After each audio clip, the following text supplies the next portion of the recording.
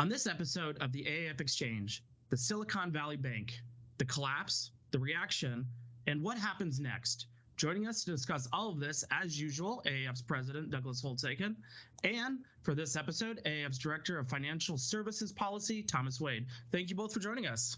Thank you. Good afternoon. So let's jump right into things today, because we obviously have a lot to talk about with everything that's happened the last week or so. Last week, we saw the collapse of the Silicon Valley Bank. Break down for us what happened and why it happened. Go, Tom. Sure. So Silicon Valley Bank, a bank set up in 1983 to lend specifically to the crypto and startup communities, has overwhelming concentration in that sector. Something like 60% of the portfolio held by SVB at the time in which it collapsed was held by specifically private equity and venture capital. So highly, highly concentrated in one specific sector. Over the course of the pandemic itself, management bid very, very heavily on long-term treasuries as an asset class. Now, long-term treasuries, despite being obviously a government-backed asset, and so therefore extraordinarily low risk, simultaneously both zero risk and very, very highly exposed to interest rate risk, which is part of what puts us in such an odd position. This obviously was the position during the pandemic when we were in the era of free money, when the cost of borrowing was low to essentially nil. Obviously, as the Federal Reserve has raised rates over the last, how long has it been, Doug? Started in March of 2022. So yes, coming up on a year now. We've seen rates increase. We've seen the cost of borrowing increase.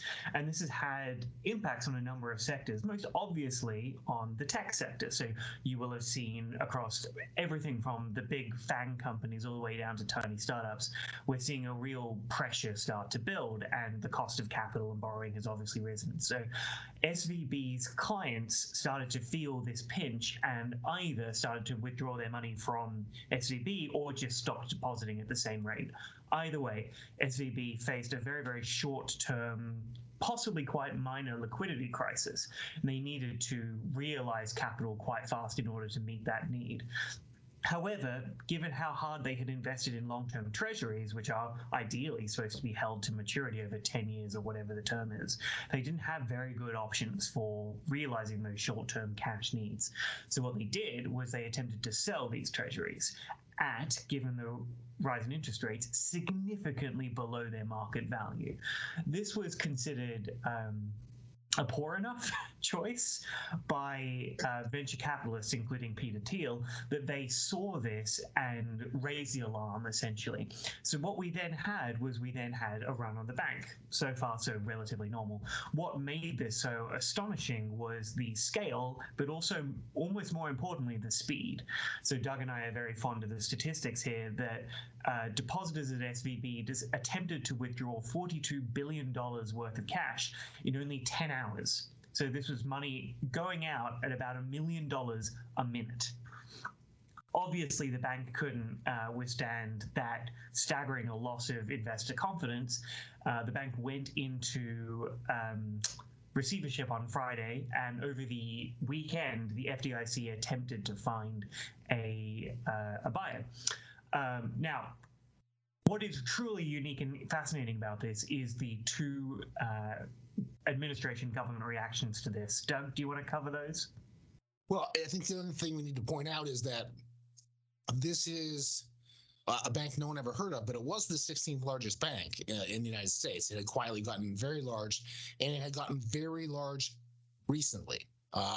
It doubled in its assets in the past year, I think, maybe a little bit longer.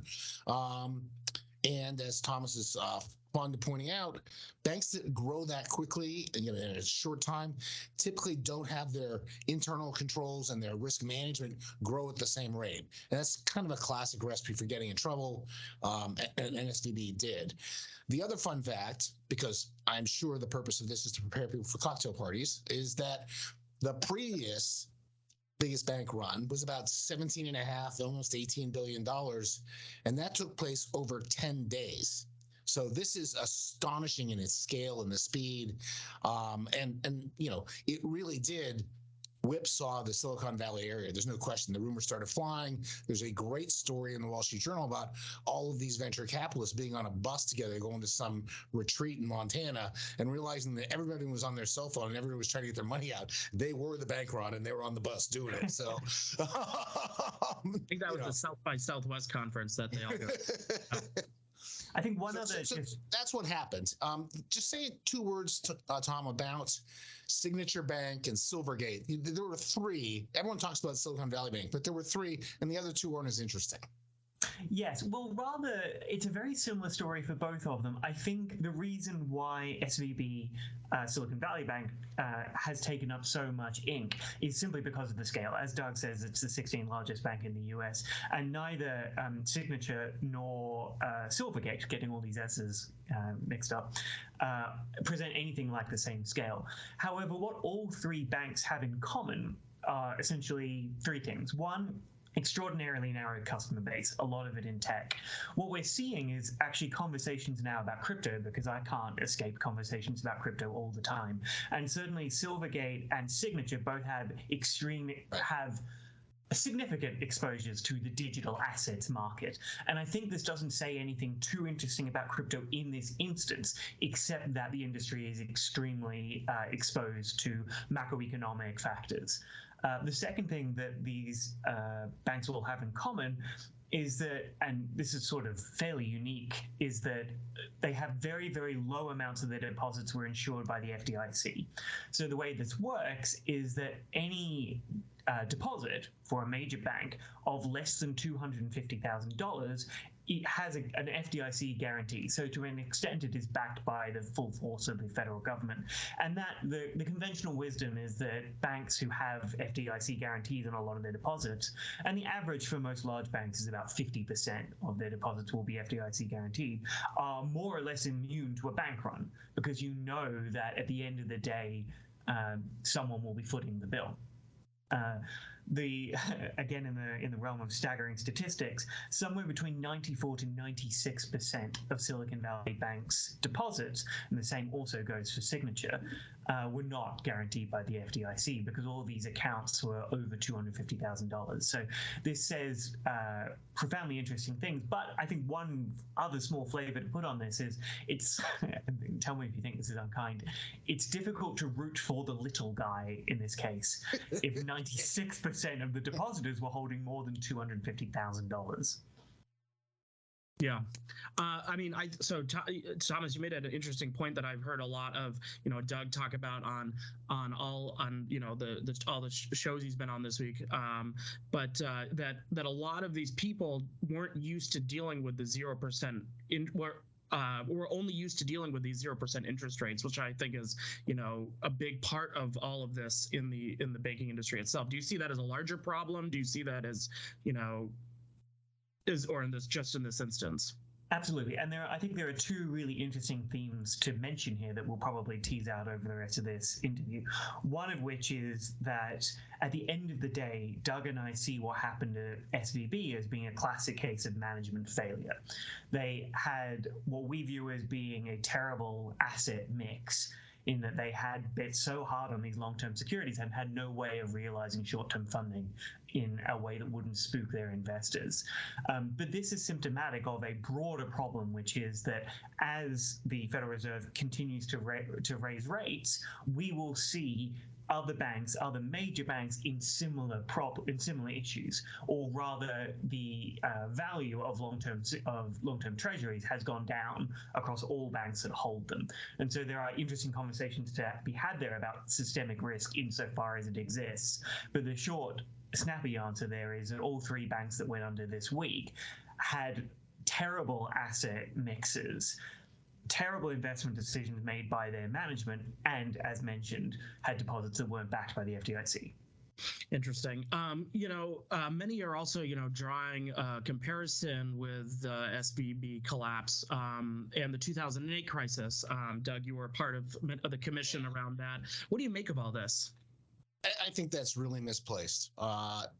If you go back to 2007, 2008, there was global in nature. Some of the initial failures that became important in the U.S. were overseas in France, and a lot of the assets were not held on the balance sheet.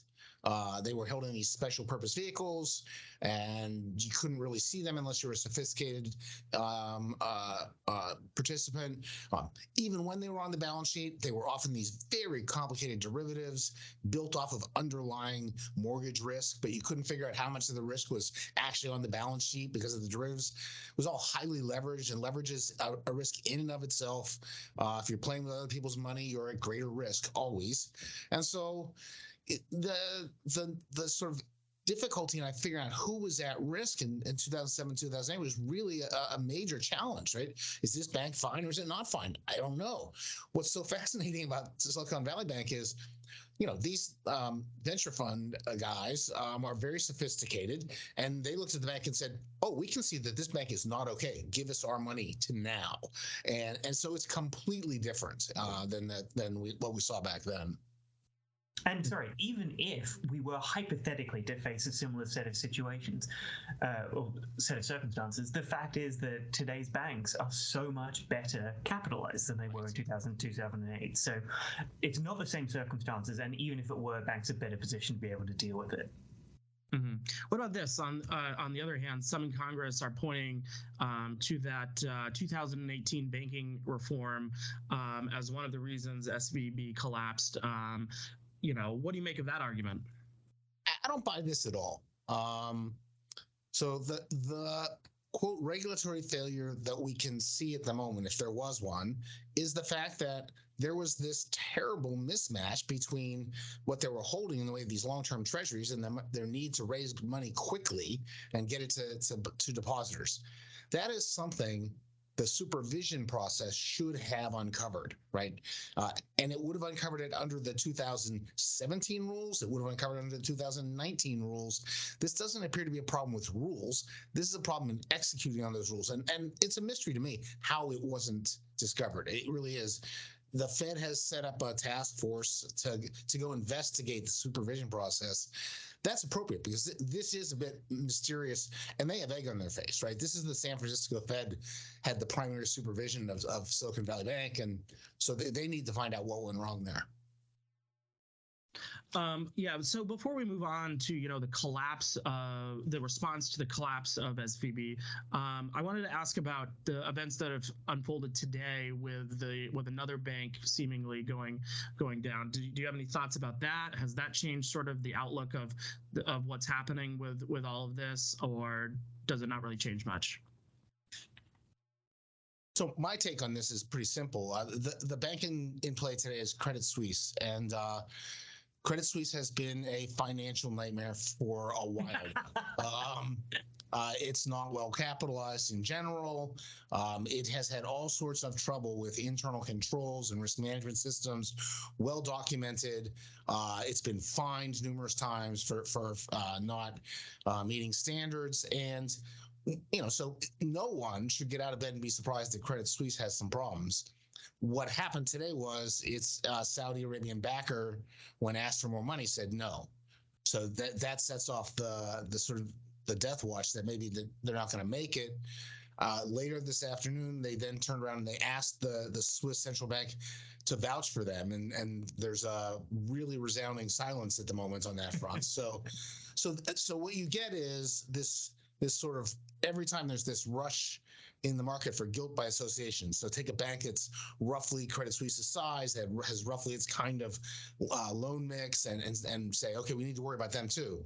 And then by tomorrow, once they've looked at the books and they've thought it through, a lot of investors are going to be like, wait a minute, those banks aren't the same. These are not close associates, and we'll see some recovery, I think, in the other bank stocks.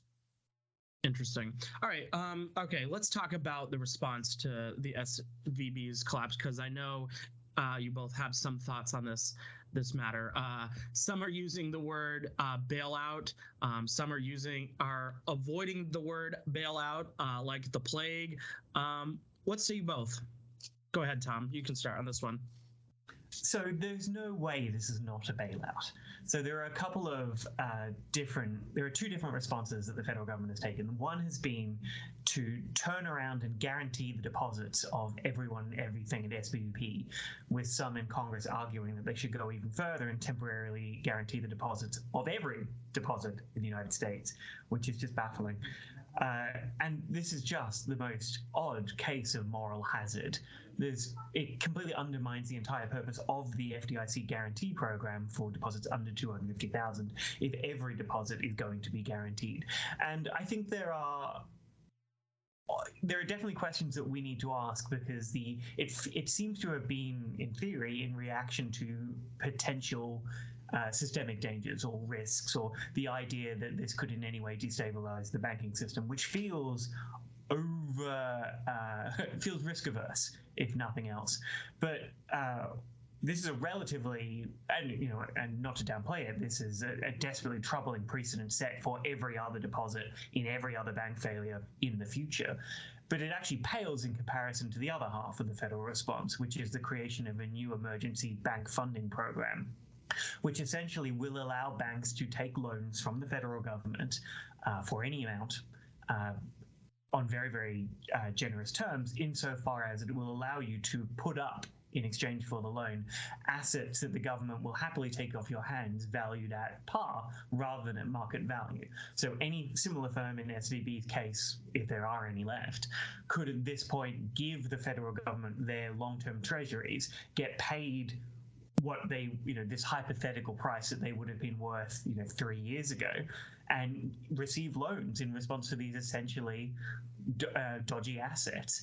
And that is desperately worrying, because the incentive there is for banks to never manage risk ever again, because why need they? Any management failure, any risk management failure, any capital failure ceases to matter if the federal government will just step in and rescue them at the last minute. It's no longer too big to fail. It's now become just too bank to fail.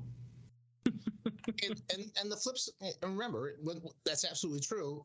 And meanwhile, the depositors are guaranteed their money, so they're not paying any attention. Like the bank announces, we've decided to put everything into bets on WWE wrestling matches. They'd be like, okay, good, I'm getting my money back, right? I mean, and speaking of the that's taxpayer, a terrible thing.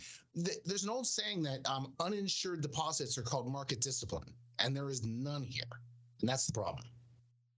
And speaking of the taxpayer, it's even worse than that, because behind both of these the two prongs of this government response, this administration has told us that the taxpayer won't be ultimately footing the bill in either case, which I don't understand logically how that could be the case, but putting aside where they think money comes from. What does this have to do with logic?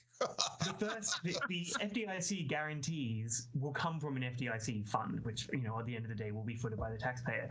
But the bank lending facility is even more problematic than that, because that is being funded by a treasury vehicle known as the Exchange Stabilization Fund, which is a fund set up specifically to mitigate the risks afforded by exchange rate currency conversions. And Doug, you have to remind me exactly when they set the ESF up, but it's never been used as anything other than just the most horrific slush fund by Treasury. It is an emergency fund by any other name. You can trace the ESF to John Maynard Keynes and the Bretton Woods agreements. We were all going to have fixed exchange rates and life was going to be grand. And when Nixon took the U.S. off the dollar in the early 70s, the Exchange Stabilization Fund lost its reason to be. But the Treasury did not lose the Exchange Stabilization Fund, and they could use it for anything they wanted since. Rainy day. Yes. Yeah. I mean, I know Thomas hasn't been on the podcast in a while, but usually we avoid conversations of logic. If Doug's involved, I'm not surprised. This is a policy discussion, okay? Right. So, I mean, there's already been calls to say that, the lack of regulation, the lack of oversight is the reason for that. We talked about that earlier in the podcast. What are the chances that, Congress or Washington, policymakers try and pile on more regulations to this just to look like Washington is doing something? High in the sense of we're going to see a degree of messaging involved, and we've already seen a degree of messaging involved with this. There are two halves to this story. One is, are banks capitalized at the correct level? And the other is the assault, quote unquote, on Dodd-Frank. Taking Dodd-Frank first, a lot of the conversation, as we've already discussed, is around the 2018 Trump tailoring of Dodd-Frank requirements for mid-sized banks. But it's interesting that, better scholars than I, including people like Dan Tarullo, have said that in neither case, if Dodd-Frank was exactly the same and if banks were capitalized, exactly as required, in both cases, SVB would have failed. Because just as a reminder, this is 25% of their balance sheet going out the door in 10 hours. No bank is built to withstand that, and no bank could be built to withstand that and operate on anything like a profit. So we're going to see conversations about this tailoring for mid-sized banks, which is honestly, I wonder whether the people calling for it have read it, because it's extremely boring, trying to cut back on mid-sized bank reporting requirements and getting rid of some of the capital ratios. The other half of it is just more generally this idea of capital requirements writ large. And as I mentioned, banks in the US, and particularly the largest banks, are astonishingly well capitalized at the moment. They're all sort of hovering at around about the 14% mark and are more resilient than ever, something that everyone in the administration is actually recognizing.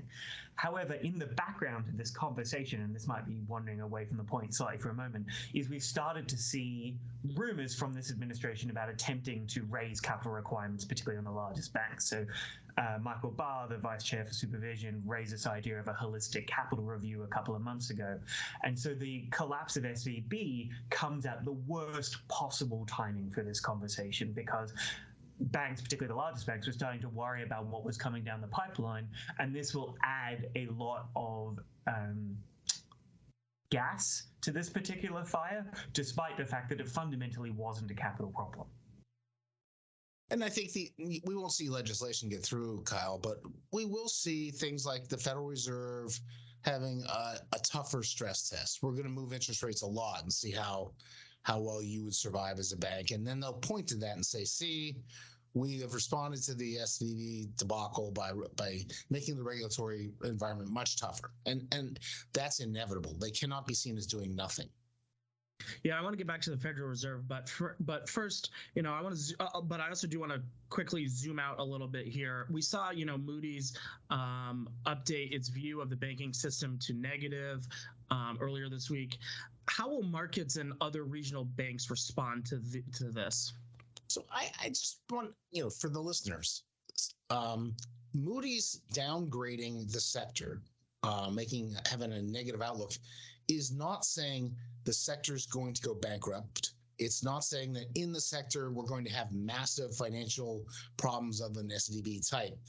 Moody's is there to evaluate the profitability of the sector and the firms in it, and whether they are well situated to make money over the long term. This sector is less well situated to make money than it was 2 weeks ago.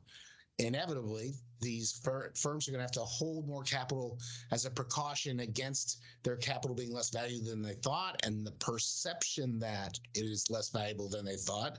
They're going to try to insulate themselves from that. Everybody is trying to make sure they don't look like SVB, and they don't SVB, and they don't want those problems. The other thing is, if you want to have more secure deposits, pay more interest on them.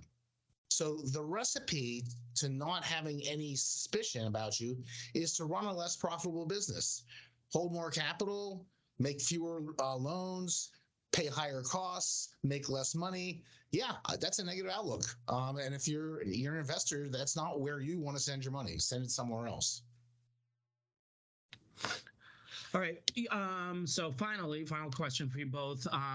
Some have argued that the bank's collapse will spur the Federal Reserve to pivot from rate hikes to pause or even rate cuts. Doug, Tom, based on everything Chair Powell has said, this prediction just seems, what's the best word for this, absurd. What do you both say? Everything Jay Powell said. Going back how far, Kyle? You're going to test me on the time limits on this, but all right. No, look, my take on this is real simple. Remember what Tom said about this, the thing they don't want to talk about. They're talking about the guarantee. They've taken care of the little guys who are venture capitalists, and But they have this fund to take care of banks that get themselves in trouble. Well, that's the tool for bank stability and financial market stability. It's there. They have it. The tool they have for inflation is interest rates. And we got a CPI report yesterday morning that suggested inflation remains troublingly high, that core-like measures are not coming down as rapidly as they would have originally hoped. It seems to me that is not the moment when you make the biggest mistake the Volcker Fed made and pause prematurely. They have said repeatedly that was their mistake. They won't do that. So I see them raising another 25 basis points. Pausing sends the wrong message. I think this took a 50 basis point raise off the table because they don't want to look like they're trying to crater the banks. But I do think they have to keep marching because to fail to get inflation back to 2% in a timely fashion is to fail a big credibility test for the Fed, and they need their credibility fully reestablished. So I'd be surprised if anything other than that happens. Interesting. I think the only thing I would add to that, and I agree with Doug entirely, is I'm somewhat baffled by the idea that, yes, we know times are tough. Yes, we can anticipate that times are going to get tougher. Why would we assume that no bank would fail? The whole purpose of this exercise is to weed out the weak. And so only in America's, in every other industry, firms fail all the time. But when a bank fails, we collectively lose our minds. It makes me crazy. Firms fail. Move on. And the right firm failed. You take a look at SVB, they're a terrible bank. Make them go away. Keep the good banks. It doesn't make any sense. Well, I'm sure, I hate to cut this off, but I'm sure Doug could go on forever about being angry about this topic, but I'm sure we'll see a few more dishes on this topic. But thank you both for joining and breaking down all these issues for us. Well, thanks for having us. Thanks, Kyle.